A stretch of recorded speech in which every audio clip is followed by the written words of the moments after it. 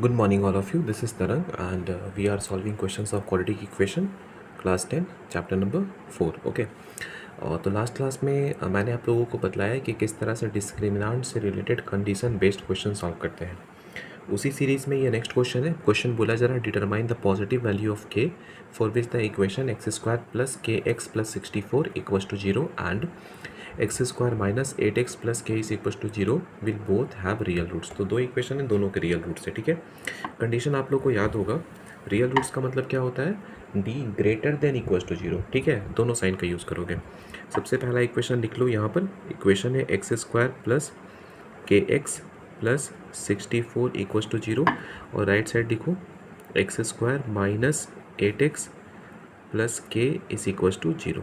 ये second equation हो गया। ठीक है, तो डिस्क्रिमिनेंट निकालने के लिए फार्मूला यूज़ करना है। उससे पहले कोफिशिएंट्स लिख लो। अब चूंकि दो इक्वेशन साथ में सॉल्व कर रहे हो तो ए बी सी लिख के काम नहीं चलेगा। a1 b1 c1 लिख लो। a1 is equal to 1, b1 is equal to k हो जाएगा और c1 यहाँ पर 64 हो जाएगा। इस केस की बात करो तो यहाँ पर हो जाएगा a1 1, b1 हो जाएगा -8 और c1 हो जाएगा के। a1 b1 c1 नहीं, a2 b2 c2, बिकॉज ये सेकंड इक्वेशन है ना, तो a2 b2 c2 लेना और यहाँ पे ले लो a1 b1 c1। ठीक है, अब डिस्क्रिमिनेंट देखो, अब बोला गया है बोथ हैव रियल रूट्स, तो यहाँ पर भी डिस्क्रिमिनेंट d1 मान लो greater than is equal to 0 real roots के केस में, और यहाँ पे डिस्क्रिमिनेंट d2 मान लो greater than is equal to 0। ठीक है, तो डिस्क्रिमिनेंट का वैल्यू क्या होता है? b square minus 4ac। यहाँ पे आपने a1 b1 c1 लिया हुआ है तो b1 a1 c1। ओके, और यहाँ पर हो जाएगा b square minus 4ac greater than is equal to 0 b2 a2 c2। Value put करो तो b means k square, okay, minus 4, a1 means 1 and c1 means 64 greater than is equal to 0। इसको solve करो। b2 means -8 square minus 4 1 और उसके साथ c2 है के। Okay, put कर लिया वैल्यूज़ 1 बाई 1। अब क्या करना है? अब वैल्यूज़ निकालने के लिए थोड़ा सा इसे सिंप्लीफाई करो। तो फर्स्ट वाले केस में देख सकते हो कि यहाँ पर हो जाएगा के स्क्वायर माइनस, इसे मल्टीप्लाई कर लो तो 4 4 जा 16 और 6 4 जा 24 और 125 greater than is equal to 0। Okay, और यहाँ पर देख सकते हो माइनस का स्क्वायर प्लस हो गया, 8 का स्क्वायर 64 होता है। यहाँ पर greater than equal to sign छूट रहा है, -4 k greater than is equal to 0। तो ये काफ़ी सिंपल है। 64 इसे शिफ्ट करोगे तो greater than is equal to का साइन देन 4 के, तो 4 से कट जाएगा, 4 से कटेगा 16 टाइम्स में, तो यहाँ पर आ गया 16 is greater than is equal to k. 16 is greater than is equal to k. थोड़ा सा और इसे देखो तो ये है एक्चुअली के की तरफ लेस देन और इक्वल्स टू का साइन है 16। अब इसे सॉल्व करना होगा। इसे सॉल्व करोगे, ये क्वाड्रेटिक है। ठीक है, क्वाड्रेटिक में पता है 2 वैल्यू आता है, तो 2 वैल्यू के लिए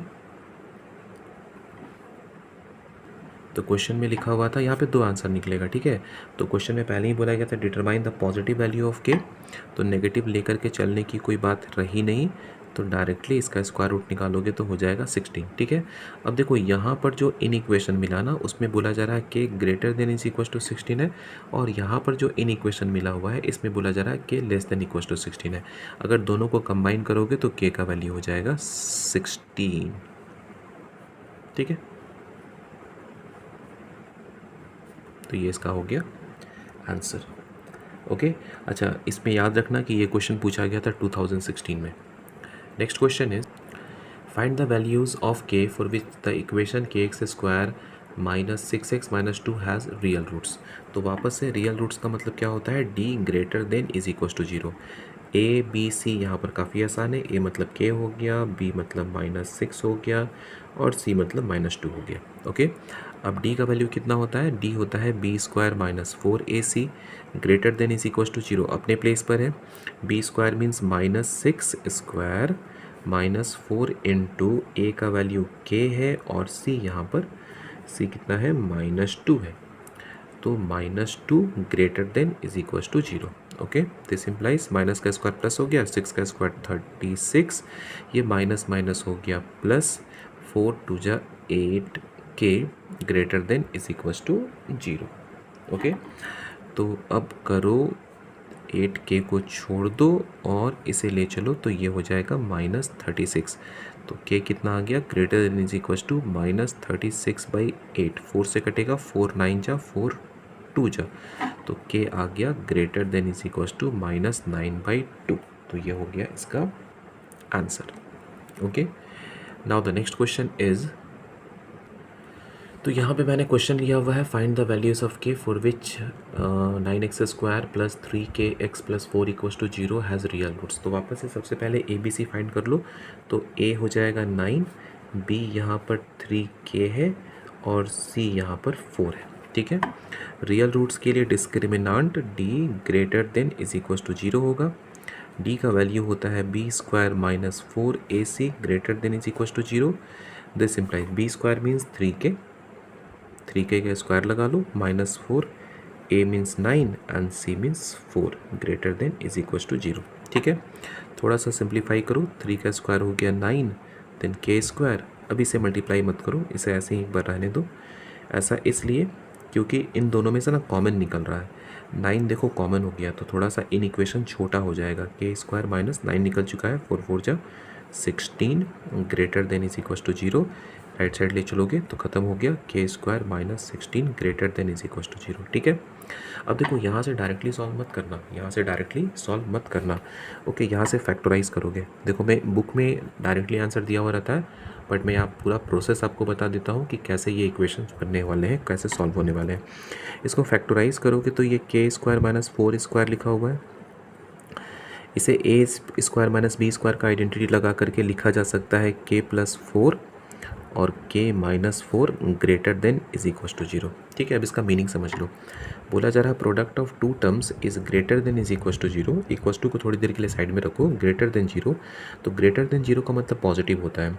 तो दो नंबर को मल्टीप्लाई करने पे पॉजिटिव तभी आता है जब या तो दोनों पॉजिटिव हो या तो दोनों नेगेटिव हो, बिकॉज प्लस प्लस भी प्लस होता है और माइनस माइनस भी प्लस होता है।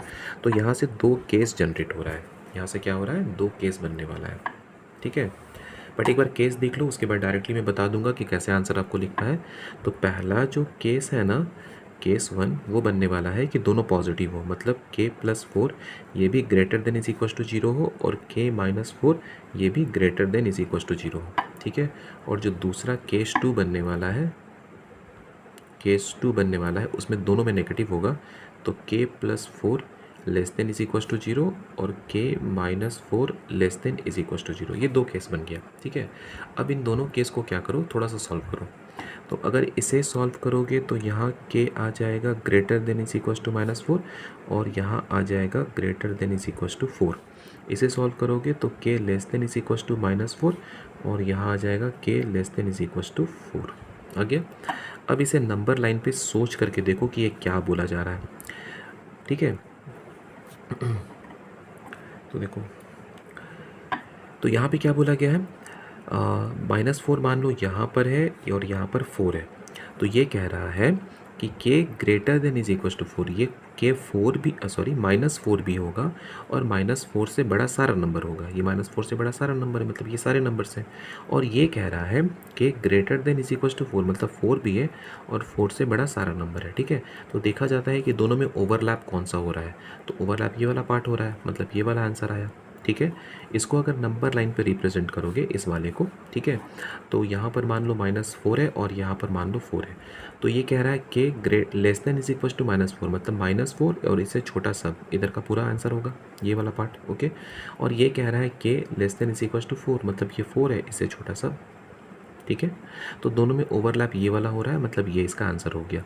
ठीक है, तो दोनों को मिला करके कौन सा आंसर हुआ, दिस और दिस। ठीक है, तो दोनों को मिला के हुआ k is greater than is equal to 4 और k less than is equal to -4।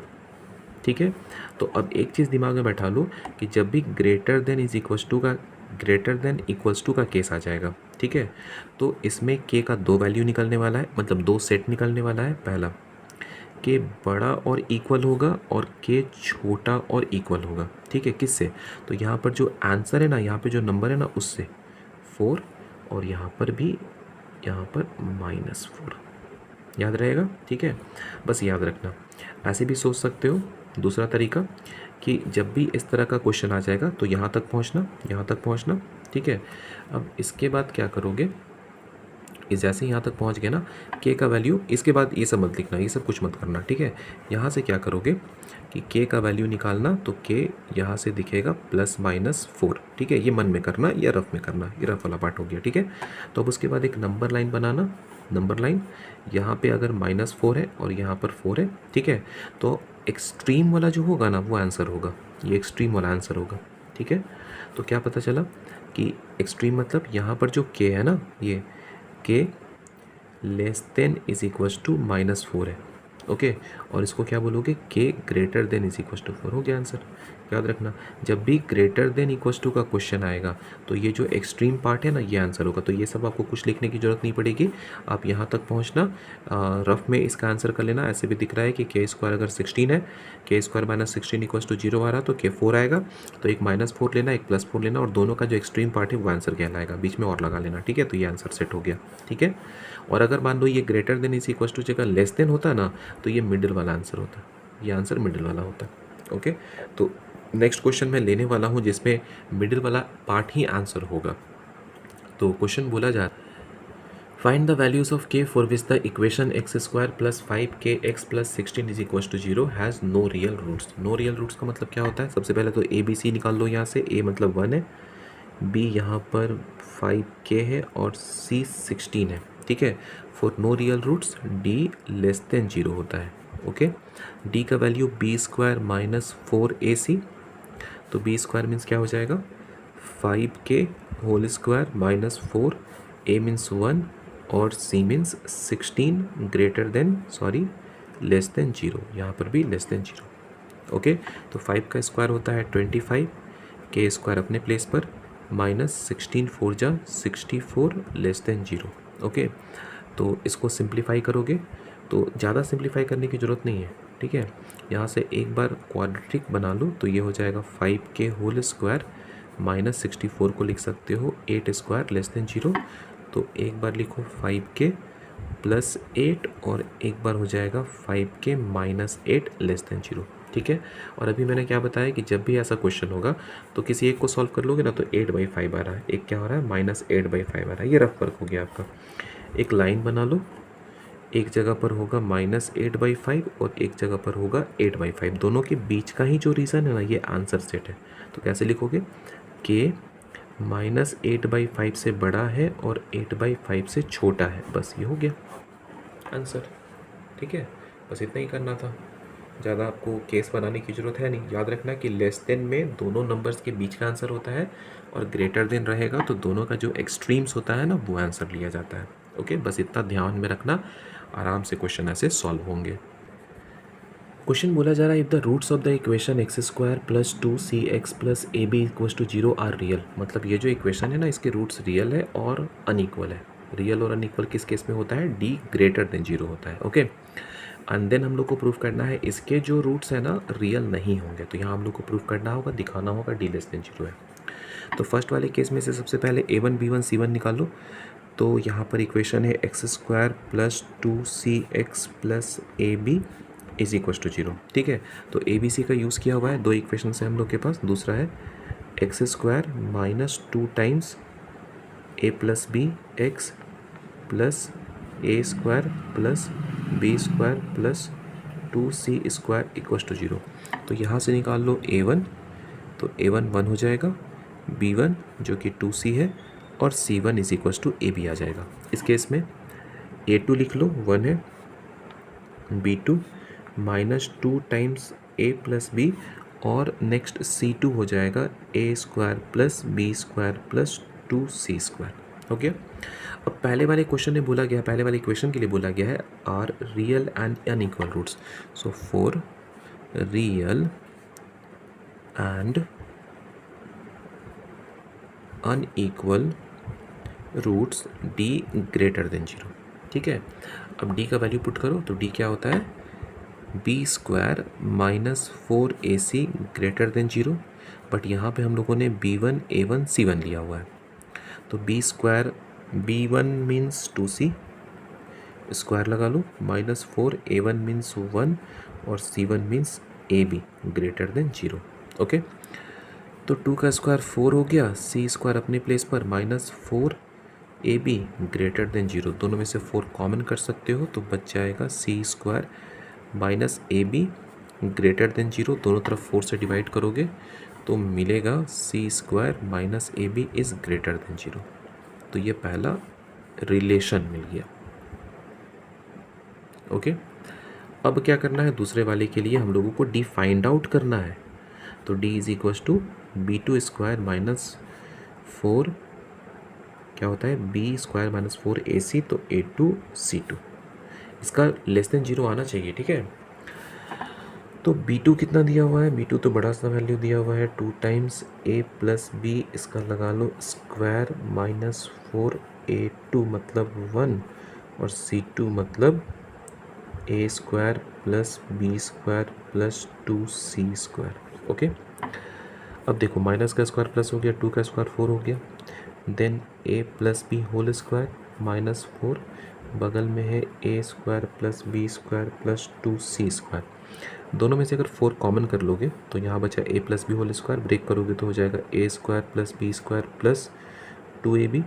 -4 निकाल चुके हो लेकिन माइनस बचा हुआ है, माइनस से तीनों को मल्टीप्लाई करो, -A square -B square -2C square, A square B square cut हो गया तो 4 क्या बचा हुआ है 2AB -2C स्क्वायर। 2 भी कॉमन कर सकते हो, तो अगर 2 कॉमन करोगे तो 4 टाइम्स 2 भी बाहर आ गया AB -C स्क्वायर। अब देखो तो क्या बोला जा रहा है, C square -AB is greater than 0। ठीक है, C square -AB is greater than 0, but यहाँ पे तो AB -C स्क्वायर है, तो हम लोग को पता है कि अगर चेंज करना है नंबर्स को तो माइनस कॉमन करना पड़ेगा, तो माइनस कॉमन कर लोगे तो हो जाएगा 4 2 = 8। अब ये बन गया C स्क्वायर -AB। ठीक है, अब ध्यान से देखो, ये वाला पार्ट ग्रेटर देन 0 मतलब पॉजिटिव है, यहाँ से आ रहा है। ओके, तो -8 और ये वाला पार्ट क्या हो गया, पॉजिटिव हो गया, पॉजिटिव हो गया। तो किसी पॉजिटिव नंबर को जब नेगेटिव से मल्टीप्लाई किया जाता है तो ओवरऑल क्या होता है, नेगेटिव हो जाता है।